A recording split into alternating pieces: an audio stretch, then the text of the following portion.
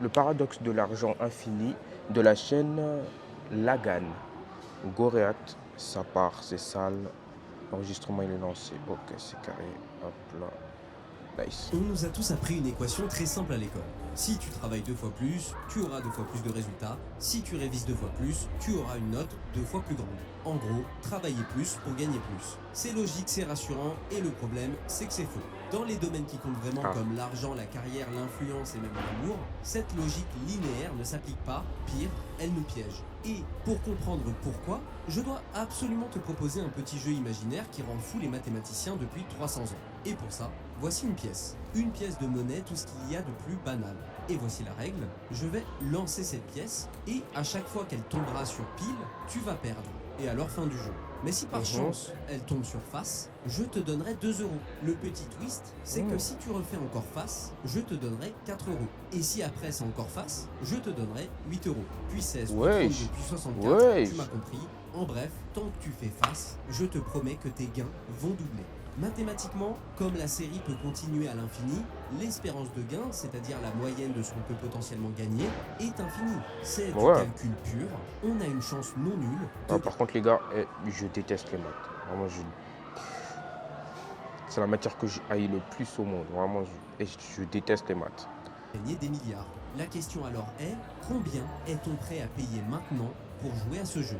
Et c'est là que ça devient intéressant. Si on écoutait les mathématiques pures, on devrait être logiquement prêt à miser toute notre fortune, c'est-à-dire notre maison, notre voiture et notre petit chien, pour avoir une chance de jouer. Tout ça parce que le gain potentiel, c'est juste l'infini. Maintenant, c'est facile de dire qu'on irait jusqu'à tout miser, mais la vérité c'est que lorsqu'on interroge des gens, la plupart ne vont pas mettre plus de 20 à 30 euros dedans. Et mais c'est logique, frère. Prêt à mettre plus d'argent que je n'en mettrais pour passer la nuit Macron, bon. Pas abonné à cette chaîne, c'est-à-dire 5 euros. Et la question c'est un ouf lui. Notre cerveau refuse-t-il une opportunité mathématiquement infinie? Tout ça pour garder 20 euros en sécurité. Et bah ça, c'est ce qu'on appelle le paradoxe de Saint-Pétersbourg. Et comprendre ce refus, c'est comprendre pourquoi nous avons peur de prendre des risques qui pourraient changer notre vie. Ou encore même comprendre que depuis le début, on n'avait rien compris au jeu de la vie. Parce que l'une des premières choses pour réussir au jeu de la vie, c'est évidemment de connaître Legal Place, qui nous fait le plaisir de vas-y, comme par hasard. Bon, il fait sa petite sponsor, je vais skip. Et en attendant, abonnez-vous les gars, n'hésitez pas à vous abonner. Là, je reviens en force avec des vidéos réelles. Je vais en tourner quelques-unes comme ça. Et voilà, il y a d'autres concepts qui arrivent sur la chaîne. Concept bien sûr dev perso parce que c'est le thème de cette chaîne. Et nice. Et j'ai sombré blanc plus quelques minutes, là quand ça marche, juste rien à faire, te permet d'avoir une qualité plutôt évidente. Point fort sur le rectement d'entreprise, la qualité d'un entrepreneur. Du coup, si tu as un projet pour la création de ton entreprise, tu as Legal Place pour le soutien, je recommande à même en aller un petit peu plus loin. On va faire un retour dans le passé, plus précisément en 1738, l'année où le mathématicien Daniel Bernoulli a résolu le paradoxe de Saint-Pétersbourg. L'histoire derrière, c'est une sorte d'affaire de famille, où le cousin de Daniel, qui s'appelle Nicolas, s'amusait à faire des maths dans son coin jusqu'au jour où il est tombé sur une anomalie qu'il ne pouvait pas expliquer. Ça l'a empêché de dormir et du coup, il a décidé d'envoyer une lettre à Daniel en lui expliquant qu'il était un peu perdu. En faisant sa tambouille, il s'est... Oui, c'est ça le problème des maths. En fait, les maths, c'est vraiment des problèmes.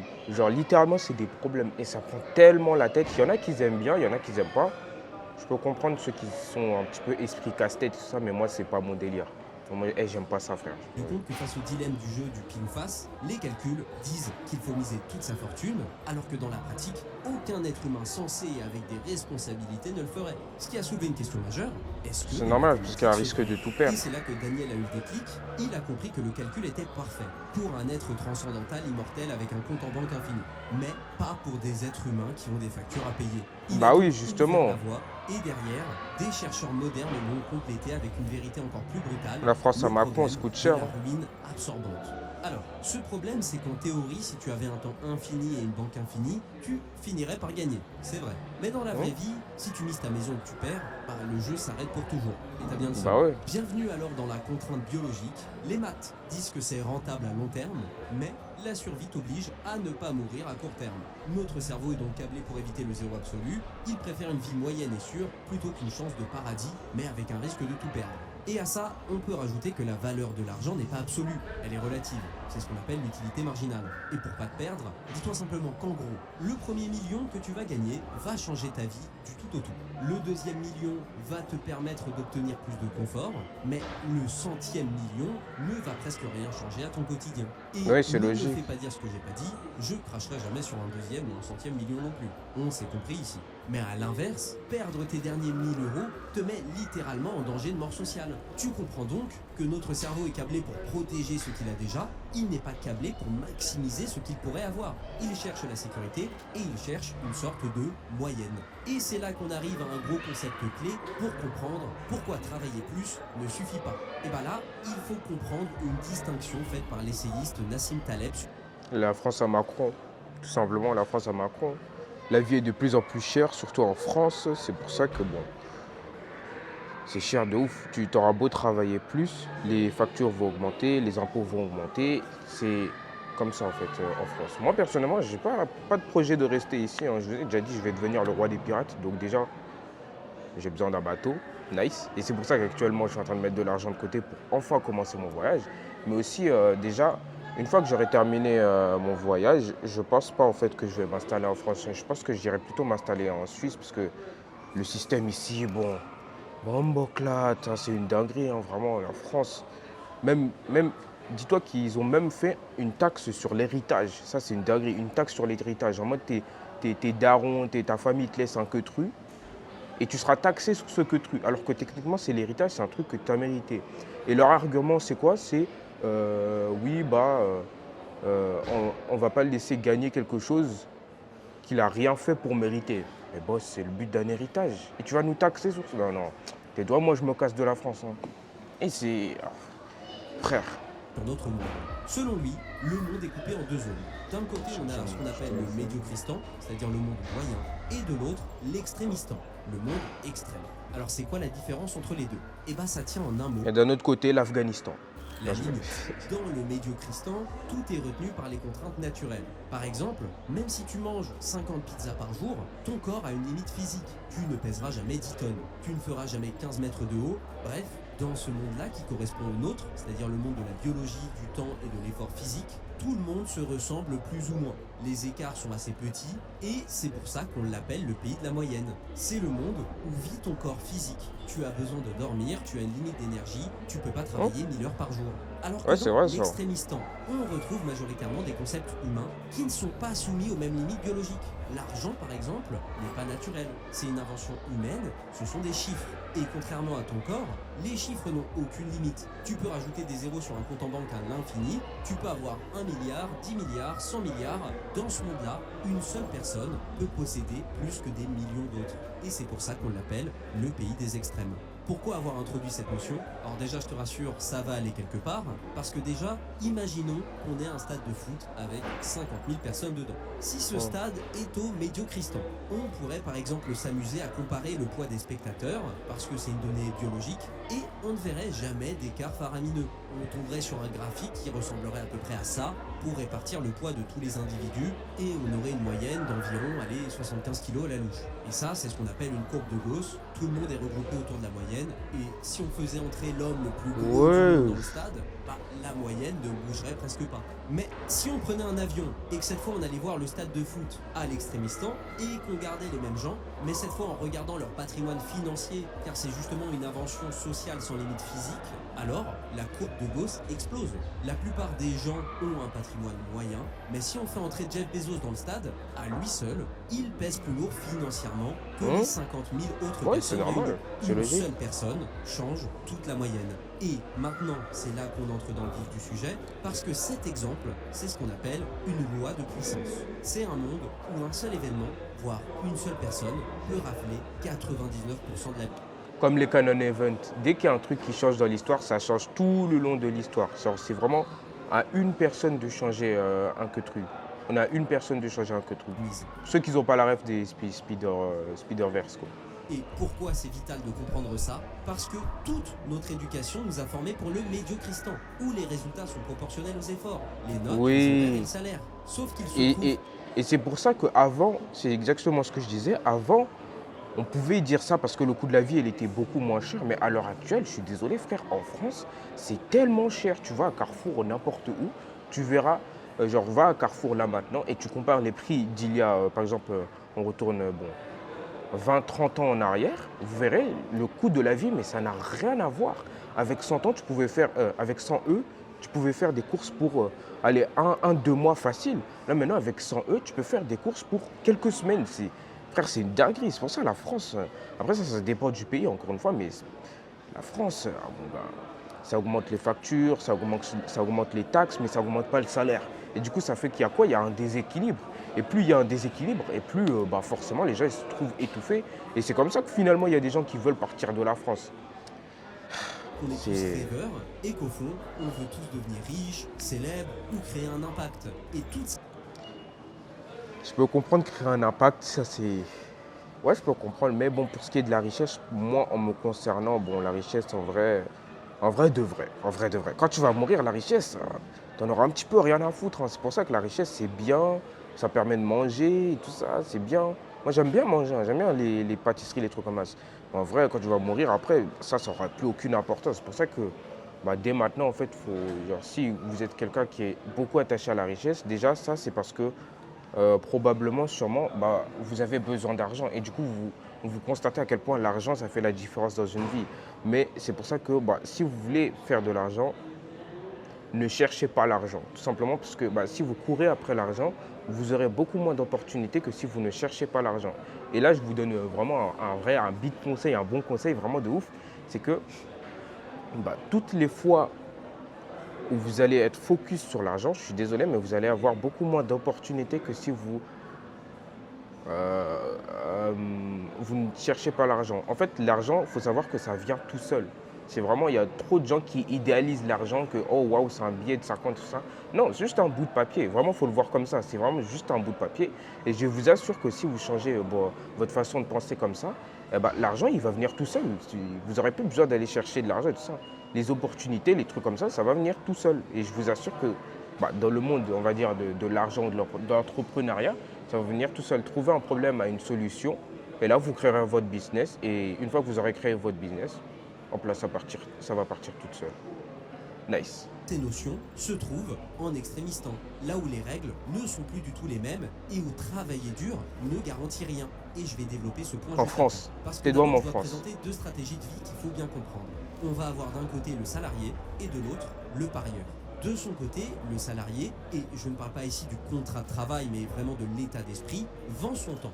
Il cherche à rester dans la courbe de Gauss, il veut que l'effort fourni soit égal au salaire reçu. Ça, c'est en France. Les gens, en moyenne, c'est exactement ce que les gens ils font en France, en moyenne. C'est sain, c'est stable. Les parieurs, ça paie c'est le qu'une loyer, petite mais minorité. Mathématiquement, il plafonne. Et il ne pourra jamais travailler 1000 fois plus pour gagner 1000 fois plus. Tandis que le parieur, qui peut être un entrepreneur, un artiste ou autre, lui, il accepte de sortir de la courbe. Il sait qu'il peut travailler 1000 heures pour zéro résultat, comme écrire un livre que personne ne lit, ou coder une application que personne ne télécharge, et Ou bien faire une vidéo qui n'aura aucune vue. Et ça, c'est ça le boulot de youtubeur. En vrai, c'est ça. Donc bon, ça fait mal, mais bon. On a choisi cette voie-là, donc il faut assumer maintenant. Et maintenant, bah, bien sûr qu'on va réussir. il prend le risque du vide, mais il sait aussi qu'une seule réussite, un seul jet de pièces qui atterrirait sur face, dans le jeu de Saint-Pétersbourg, pourrait lui rapporter de manière disproportionnée par rapport à son effort. Et maintenant que ça s'est dit, bah, On peut comparer facilement ça à YouTube. Par exemple, YouTube, tu peux poster 100 vidéos qui ne vont pas marcher, ou peut-être que la 101e vidéo, ça va marcher. Et maintenant, ton boulot en tant que YouTubeur, ce sera de savoir pourquoi est-ce que la 101e vidéo, elle a marché. Et en gros, grosso modo, c'est ce que je fais à peu près, sauf que je ne suis pas régulier, donc je reprends. Bref, je vais continuer la Quoi le vidéo. vrai problème derrière tout ce qu'on a vu?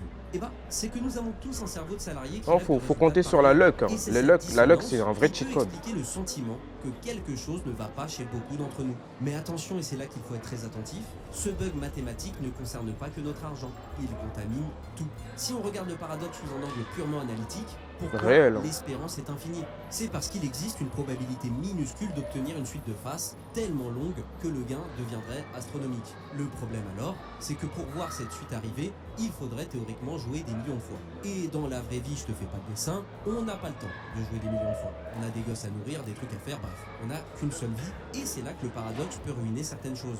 Prenons l'amour par exemple. Certaines personnes préfèrent rester dans le tunnel de la sécurité, c'est-à-dire vivre une relation tiède, notée 5 sur 10 max et sans vrai sentiment, ce qui serait Une une forme relation de tiède. salariat du marché amoureux où on gagne nos 2 euros affectifs quotidiens. Bon, là, je peux pas trop parler parce que j'ai jamais été en couple. Bon, ça n'a jamais été trop mon délire, donc je peux pas trop parler. Mais bon, comme on n'a pas d'emmerde, on accepte. Et pourquoi on accepte? Parce que retourner sur le marché du célibat, c'est retourner Flash dans le monde McQueen. extrême. Et c'est s'exposer à la volatilité. Et ici, la volatilité, c'est subir des râteaux, des premiers dates gênants ou encore vivre de la solitude. Toutefois, ces pertes qui, ok, sont très chiantes, sont aussi le seul moyen mathématique de tomber sur le jackpot. C'est-à-dire dans ce cas-là, la vraie relation parfaite. Et encore, j'ajouterais pour nuancer sur ce point que mathématiquement, l'amour reste un pari parfait, car ici la perte maximale est limitée. On va pas perdre notre maison, ok, on va avoir une soirée gâchée ou un ego froissé, c'est très relou, mais c'est ok. Alors que le gain potentiel, lui, il est illimité. C'est-à-dire que là, tu peux gagner une vie construite à deux. Tout ça pour dire qu'ici, le paradoxe, c'est qu'on protège notre ego contre de petites pertes temporaires en sacrifiant la possibilité d'une victoire définitive. Mais tout ça, c'est aussi exactement pareil pour nos amis ou nos soirées. Rester chez soi ou voir les mêmes potes depuis 10 ans, c'est le gain sûr, c'est confort. Puis aller à cette soirée ou ce pot de départ où on connaît personne, c'est plutôt risqué. On va peut-être s'ennuyer ou être gêné, mais c'est justement dans cette variance que se cachent les rencontres qui changent une carrière ou une vie. Le paradoxe de Saint-Pétersbourg ici nous permet de nous rendre compte qu'on passe notre vie à sous-estimer la valeur des opportunités rares parce qu'on est terrifié par les petits échecs du quotidien. Maintenant, si on s'arrêtait là, la conclusion de la vidéo serait ultra simpliste. Démissionne, lance ta boîte, deviens artiste et tu seras riche, un jour tu vas tirer le côté face de la pièce. Sauf que non, c'est là que le piège se renferme. Parce que notre cerveau a un autre bug majeur quand il regarde le monde extrême, il ne voit que les vainqueurs. Quand on voit des gens réussir, on se dit Oh plutôt oui, vite, mais c'est ça. Exactement. Oh, Miles Morales. Exactement. Quand tu vois les gens réussir, bah poto, tu vois pas en fait à quel point la personne elle a cravaché. Il y a des gens qui pensent que devenir riche, ça sort du jour au lendemain. Sauf que pas du tout, les gars. Pas du tout. Les gens, ils ont échoué. Vous croyez quoi? Le talent, bon, c'est le talent. Même avec ou sans talent, tu vas échouer. Tu vas échouer plusieurs fois avant de réussir. La première vidéo, par exemple, cette vidéo, elle va peut-être flop. Bah, c'est pas grave, on y retourne et c'est comme ça. Et ça, c'est l'esprit dev perso, mais bon. Ça, je pense que vous avez un petit peu l'habitude. ils ont pris des risques, ils ont Je ferai peut-être une vidéo d'ailleurs. Ouais, non, je sais pas en fait. Je verrai. réussi, donc si je prends des risques, je vais réussir. Et sur le papier, ça n'a pas l'air si mauvais, mais c'est ce qu'on appelle aussi le biais du survivant. Et c'est l'erreur de logique la plus dangereuse pour nous. Pour bien comprendre, il faut visualiser ça comme un immense cimetière. Dans le monde extrême, pour un Bill Gates qui réussit, il y a 10 000 entrepreneurs qui ont mis la clé sous la porte, ruinés, divorcés ou en dépression. Le problème, c'est que ces 10 000 personnes sont invisibles. Elles n'écrivent pas de biographie, elles ne font pas de TED Talks, et on ne les invite pas sur les plateaux télé pour expliquer comment elles ont échoué. À nouveau, on parle du monde extrême, d'un côté comme de l'autre. C'est ce que Nassim Taleb appelle le cimetière silencieux. Nous prenons nos décisions en regardant uniquement ceux qui ont survécu au jeu, sans voir que la probabilité statistique de base était catastrophique. C'est vrai, surtout ça. pour ça que nos parents, l'école et la société nous poussent vers le salariat. On a souvent l'impression qu'ils veulent brider notre créativité, qu'ils sont vieux jeux, un peu réac, mais en réalité, ils font un calcul de survie très rationnel. L'école, ça n'a pas été conçu pour créer des gagnants du loto, comme des génies ou des milliardaires à l'appel. Ça a été conçu pour éliminer le risque de se retrouver ruiné. Elle nous forme pour le milieu de la courbe de Gauss. Et son but, En soit, ouais, si on voit les choses comme ça, ouais. Il dit pas forcément des mauvaises choses. Hein. Vraiment, si on voit les choses comme ça, oui. En soit, l'école, c'est bon, un petit peu le meilleur moyen de pas finir à la rue. En soit, genre, la cantine, c'est payé par le frais des parents. En plus, ah non, quoique, je sais pas trop. Hein, parce que ça dépend. En fait, il y a certaines écoles, en fait, quand tu finis diplômé, en fait, tu es juste là en mode ok. Et tu finis au SMIC au McDo. Donc, je sais pas. Moi, pour ma part, j'ai quitté l'école cette année pour devenir youtubeur à plein temps et j'ai pas forcément beaucoup de mal à trouver du boulot. Hein. J'ai pas de mal à trouver du boulot. Donc bon, est-ce qu'il dit vrai ou faux? Je sais pas. Ça dépend des gens. Et aussi, ça dépend. Pourquoi je dis que ça dépend des gens? Parce qu'il y en a qui aiment prendre du risque comme moi. Moi, j'ai toujours été comme ça, prendre du risque, tout ça, vivre dans le danger, ça c'est moi.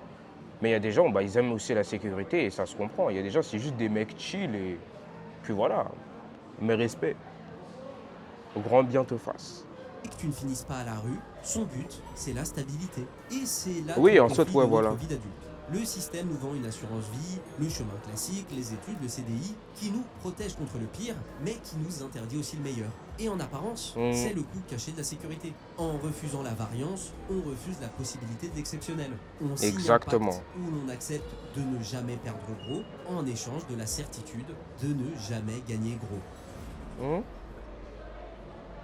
Alors on fait quoi? Est-ce qu'on doit choisir entre s'ennuyer à mourir dans un bureau Elle est bien écrite ou cette vidéo, hein, risquer c'est une de tout dinguerie. perdre pour un rêve? Heureusement, il existe une troisième voie que je vais te présenter et qui est une vraie stratégie utilisée par les investisseurs les plus malins pour pirater ce système. C'est ce qu'on appelle la stratégie des haltères. L'image est simple. Ça, c'est une barre de musculation. Il y a des poids très lourds à gauche, des poids très lourds à droite et rien au milieu. Alors l'idée est bête et méchante, c'est de refuser d'être moyennement risqué. Concrètement, ça veut dire quoi pour nous? Ça veut dire combiner deux extrêmes qui semblent opposer à la fois une sécurité maximale et à la fois un risque maximal. Au lieu de Ah, chercher pas un mal. job passionnant mais instable ou un investissement moyen, tu divises ta vie en deux comme sur un haltère. D'un côté, tu gardes la sécurité à au moins 90%, c'est-à-dire que tu gardes ton job alimentaire, ton CDI qui fait chier ou tes études classiques, tu t'assures que le frigo est plein et que tu ne dors pas dehors, bref, tu restes dans le monde médiocre pour ta survie et celle de ton entourage, et de l'autre côté, tu mets du risque pur à environ 10%, c'est-à-dire qu'avec le temps et l'énergie mentale qu'il te reste, tu t'exposes à des opportunités du monde extrême. Et c'est là que tu lances ton projet, que tu écris ton livre. Je vois ce qu'il veut dire. Et je vois ce qu'il veut dire. Mais à sa place, j'aurais plutôt fait du 50-50. Quoique le 50-50, tu peux pas parce que généralement, la première partie de ce qu'il disait, où tu mets les 90%, ça va te prendre justement 90%. Ça peut pas te prendre 50%. Mais en fait, dans le truc, la raison pour laquelle je dis ça, c'est parce qu'en général, si tu fais ça, tu vas mettre 90% de ton temps dans les trucs chiants. En gros, le problème, c'est que quand tu finis, tu n'as plus d'énergie. Et après, il y a la flemme qui s'installe, et après, il y a tout ça qui s'installe, il y a tous les petits trucs qui s'installent. Et justement, la plupart des gens qui vont réussir en faisant cette technique, c'est ceux qui seront organisés. Donc, dites-moi si vous voulez une vidéo que je vous dise où je vous conseille comment s'organiser. Mais en gros, si tu n'es pas organisé, ça ne va pas marcher. Parce qu'il y a la flemme qui va s'accumuler, ça va faire un effet boule de neige, tu vas finir KO. Et au final, tu n'auras jamais envie de rien faire. Et ça, c'est pour la plupart des gens. Il n'y a qu'une minorité qui est disciplinée et organisée en plus de ça. Donc oui et non en même temps. Ça marche, mais ça marche pas trop. Que tu contactes ce gars qui t'inspire ou que tu abordes cette personne. À titre personnel, c'est ce que j'ai fait à côté de mon travail quand je bossais encore au Japon. Et c'était pas facile. Le mais ça en Japon, valait la non, peine. non, non. Et si tu veux voir On va y comment aller, je les gars. m'organise aujourd'hui, tu peux me suivre sur Instagram. En tout cas, l'astuce mathématique est extrêmement simple. Ce qui ne veut pas dire facile, mais sur le papier, comme tu as ta sécurité, tu ne peux pas mourir, donc ton risque de te ruiner est nul, mais comme tu t'exposes au risque, tu peux gagner l'infini, si ton projet décolle. Je vais te donner des exemples un peu bateaux mais quand même inspirants, parce que déjà c'est ce qu'a fait Einstein. Ok, le gars était un génie, mais il n'a pas quitté la fac pour juste vivre de sa passion et tout miser sur son intellect. Il a d'abord pris un job administratif au bureau des brevets, et ça c'était sa sécurité. Puis pendant son temps libre, il écrivait les papiers qui ont révolutionné la physique. C'est exactement la même méthode qu'a utilisé Phil Knight. Ça, c'est vraiment pour les Nike. plus passionnés, Il est resté genre. expert comptable pendant 5 ans pour financer ses premières commandes de chaussures sans couler. Ou encore Stephen King, qui travaillait dans une blanchisserie industrielle le jour pour assurer le minimum vital, tout en écrivant la nuit. Ils avaient compris le secret, avoir un pied dans la sécurité totale permet de mettre l'autre dans le Un risque mélange des total. deux. La pire erreur, c'est d'être au milieu de la barre, ou en tout cas d'y rester sans se sentir accompli. C'est le fait d'avoir un job stressant qui paie juste un peu mieux, mais qui te vide de ton énergie et ne te plaît absolument pas. Ou même de faire des investissements un peu bon père de famille, qui ne vont pas beaucoup te rapporter, mais qui ne peuvent pas s'effondrer. En gros, le milieu, c'est une sorte de zone morte. C'est là où tu n'as ni la grande sécurité, ni la grande richesse. Pour finir, revenons à cette pièce de monnaie du début. Le paradoxe de Saint-Pétersbourg nous a appris une leçon brutale, mais libératrice. La moyenne est un mensonge. Si tu joues ta vie en visant la moyenne, tu auras la sécurité, et c'est très bien, il n'y a aucun mal à ça. Mais si tu ressens ce petit tiraillement, cette envie d'aller chercher plus, que ce soit en termes d'argent, de liberté ou de sens, tu dois accepter de changer de logique. Tu ne deviendras pas riche ou libre ou accompli en travaillant plus dur dans un système linéaire. Tu le deviendras en t'exposant petit à petit à des événements rares. Alors, garde ton travail s'il le faut, sécurise tes arrières, mais de temps en temps, lance ce projet, envoie ce mail culotté, publie ce livre. Ça ne te coûtera que quelques heures ou quelques euros de mise, mais c'est le seul moyen mathématique d'inviter l'infini dans ta vie. Parce que la pièce ne tombera jamais sur face si tu n'as jamais osé la lancer. Salut. Hmm. Non, il est bon, il est bon, il est bon. Allez vous abonner à, comment il s'appelle? À Lagan. Lagan. Ouais, non, non, vraiment, il est bon, il est bon. Bon, c'était la fin de la vidéo. Merci à tous de me regarder. Le roi du pirate, ce sera moi. Non, il est bon, il est très, très, très bon, ce mec.